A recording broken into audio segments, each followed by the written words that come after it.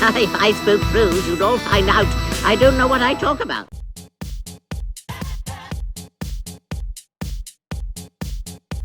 Bitch. Where's my money? If you want to help me out, you can subscribe to me on Patreon, which is Grimachu, on Subscribestar, which is Grim-Jim, or if you want to make a one-off donation to help support me and keep the channel going, you can do so at paypal.me/JDesborough. Thanks. A lot of people seem fairly upset, even incredulous, about my last political video, about how I believe that the right wing is now far and away the bigger threat to people's life, liberty, pursuit of happiness, their freedoms. This disbelief seems to come from the parochial American mindset, where a lot of people are incapable of imagining life outside of the United States, or that the political spectrum might be different outside the United States, that the United States might be an outlier and not really in a good way in terms of its politics and the way in which it runs its country. There's also an element of US exceptionalism here. A common argument that people make is that European socialism, Scandinavian socialism, is only possible because it is bankrolled by US military protection in the form of NATO, which is extended over everyone. Now, this isn't true. The US is an outlier in terms of its sheer scale of military spending. Most nations spend between 1 to 2% on their militaries, whether they're in NATO or not. NATO supposedly demands that countries pay about 2% of their GDP into defence in order to contribute, but only the United Kingdom, a country with the under threat remnants of a generous welfare system, meets that payment.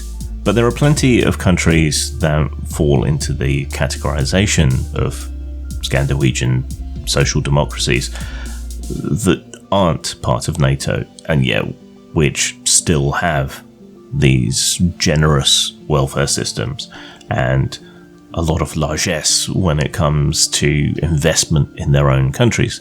Take Finland, for example, which is about to join NATO, but hasn't been part of NATO for some time. They've paid approaching and sometimes over 2% of their GDP into defence. That border with Russia really kind of focuses the mind on those sorts of things, and yet have an incredibly generous welfare system, particularly when it comes to investment in education, and that's the future. So it's just not true.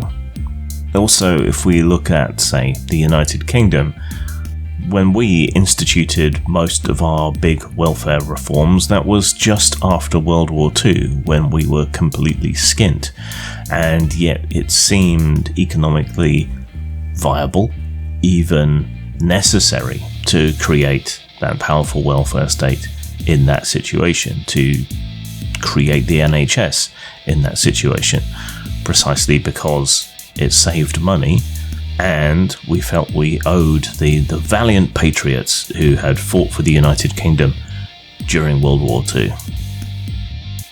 There are also weird ideas in the United States about what constitutes the left. Now, a lot of this is the fault of the quote-unquote left in the United States. Ever since the new left emerged, it has become more and more about identity politics. But identity politics are antithetical to left-wing values.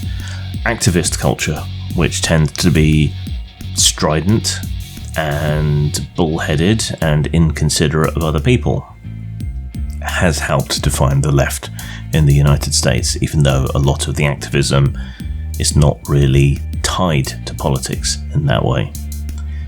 Cancel culture, social censure, has become associated with the left, which is weird if you look at the history of the left. Left-wing philosophy and politics, taken as broadly as possible, is for equality and fairness. It's anti-hierarchical and advocates for a limited state in terms of the state role the state is supposed to be an administrator, a guarantor of rights and fairness, equality before the law, all of those sorts of things. The pseudo-left, the identitarian left, the cancel culture left goes against centuries of left-wing philosophy about treating people identically, or as identically as possible, granting everybody the same rights, the same considerations, letting them compete equally, investing in society, investing in the things that we all use because it's more efficient, more effective, and grants freedom to a greater number of people. What really seems to have made people's jaws drop is the idea that, at least in the United States, there are no real left-wing mainstream media outlets. And that's because America's definition of right and left-wing is so utterly skewed. The furthest left person in mainstream American politics, Bernie Sanders, is centre-left in a global context, in a historical context, in a political science context. And there are no media outlets in the US as part of the mainstream that even remotely approach the politics of Bernie Sanders. They might let him on to have his say occasionally, but this usually has something of an air of the circus about it. Are there any mainstream US media outlets unequivocally supporting strikes and unionization? Are there any mainstream media outlets in the US advocating strongly and forcefully for a true form of universal healthcare? No. At best, they're arguing for the status quo or a few tweaks here and there, but there are no outlets as left-wing as Fox News or OAN or any of the others are right-wing. At best, really, you have centre-right outlets advocating for a few tweaks and adjustments here and there that won't really make a huge difference at all. Or many of the outlets that are decried as being liberals in the United States are striving for some sort of objective centrism, if you will. There's nothing, not even MSNBC, that approaches the partisanship and the ideological capture that has happened at Fox News. Over here in the UK, you can find a few truly left-wing outlets, or at least one, I suppose. The Mirror, a tabloid newspaper without as big of a circulation as most of the others. Perhaps, if you want to stretch the definition, The Guardian, but The Guardian has become much more an outlet of the pseudo-left of late, though they have sided with TERFs, which for some people would say they've moved to the right wing. It's complicated, but there really isn't any mass outlet other than perhaps The Mirror that you could say was truly left-wing. The BBC, often decried as a home of liberal lefties, it's been cowed by threats to its funding. Similarly with Channel 4. Channel 4 has fought a bit harder, occupying the space in television that perhaps The Guardian used to, but that's really not that left-wing. So, why do I think the right is the bigger threat? Well, consider Maslow's hierarchy of needs, which you may have learned about in school or college. It's a hierarchy of things that you need, though it turns into wants perhaps a little bit higher up the pyramid. The more important, the bigger the need, the closer it is to the bottom of the pyramid, and thus forms a bigger chunk. So your need for food and shelter and water is a basic fundamental need that's more important than the others higher above it, and so on. Well, you could also call this a hierarchy of freedoms and how important they are. So the closer to the bottom something is that is threatened, the more immediately important it is. Now, to me, as an ideological anarchist, a pragmatic socialist, whatever policies grant the greatest freedom to the greatest number are the better things to do. And the more of the things lower on the pyramid that we can deal with at a collective level, the better. Because then that frees people up to pursue things and to fixate upon the things higher up in the pyramid. There's always a tension between freedom from and freedom to. Your freedom to own guns comes, in the US, at a terrible cost to people's freedom from violence, threats to their life, their health, their security. Conversely, something like a universal healthcare system grants an enormous amount of freedom from illness and freedom to pursue life, liberty, and happiness, while extracting a small amount of freedom from the very wealthy, getting them to pay their fair share into society to secure the rights and freedoms of many, many other people. It's not a particularly huge trade at their level and provides an largely unalloyed good to society as a whole, even feeding back to them because it makes their private healthcare cheaper, ensures a healthy workforce, and everything else. And it's a lot cheaper to provide than private healthcare anyway. People decry collectivism. There's very much a focus on individualism, especially in the US, slightly less here in the UK, and an attitude of collectivism is more prominent in the Scandinavian countries, perhaps due to their history, living in harsh environments, having to cooperate in order to survive. But any individual is part of a collective, and any collective is made up of individuals. So if you provide for a collective good, you're providing for many, many, many, many individual goods at the same time. You benefit from the economy of scale. So, from my philosophy, desiring the greatest freedom for the greatest number of people, collectivism, while I still respect and embody individualism, is the best way of ensuring that the largest number of people have that greatest amount of freedom. And part of the problem that I have with the right, part of the problem that a lot of people have with the right, is that they block necessary change that we know works, that they seem attached to useless tradition on the authoritarian side of conservatism, or that they wish to just unleash nature red in tooth and claw on everybody economically on the libertarian right. They don't want to interfere even where it's necessary. They don't want to collectivize even where it would save a huge amount of money, and therefore, ironically, be fiscally conservative.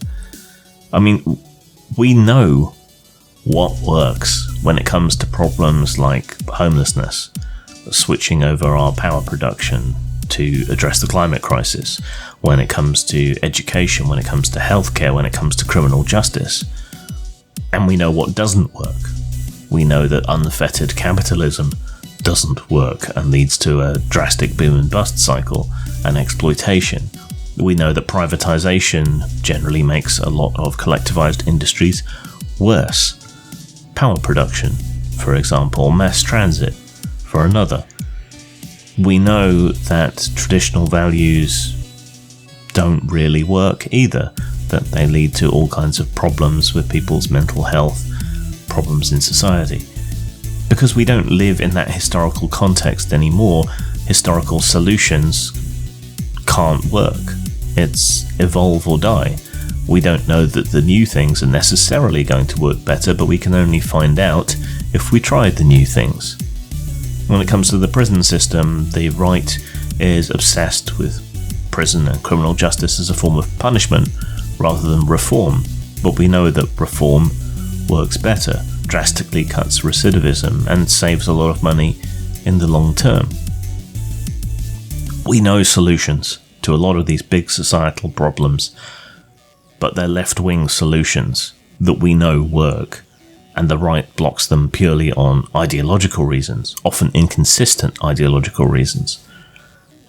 So not only is the right threatening people's freedom, whether it be through censoriousness and The failure of places like Truth Social, Gab, and so on to be free speech platforms, I think, speaks to the hypocrisy of the right there.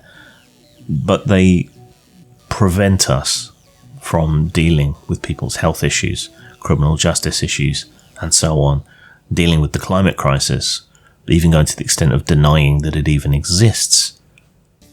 All right, what could threaten your life, liberty, and pursuit of happiness more?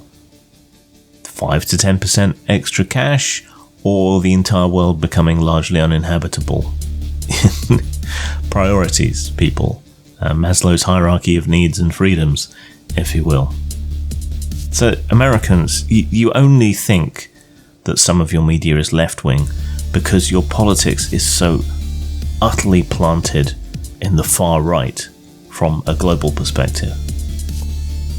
US parochialism and exceptionalism blinds you to the rights and freedoms, the better life that people in more left-leaning nations have,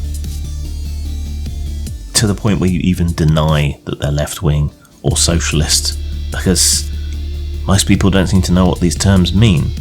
And you've come to attach the meme of left-wing to people who embody ideas that are antithetical to left-wing values.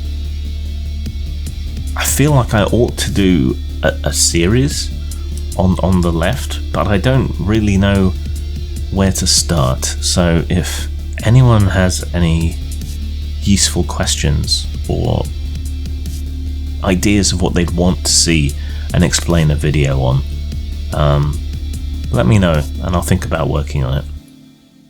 Zang. Imagination is a deeply personal game about depression and its effects, intended to help people with invisible illnesses to broach the subject and explore it in a way in which they can have power over it. Imagination is set after the fall of mainland Britain to a strange reality breakdown. The barriers between imagination and reality, dreams and nightmares, have shattered, and strange things dreamed up by people caught in the event teem across the land. Only those whose minds are already broken can hope to cope with exploring, understanding, and combating this strangeness for the sake of the huddled refugees that sit and wait and watch from the smaller islands around the coast. A game of mental illness and art using the description system as used in Neverwhere. This game is available free, so please promote, download, host and spread as far and wide as you can. Available at post-mort.com and drive-through RPG.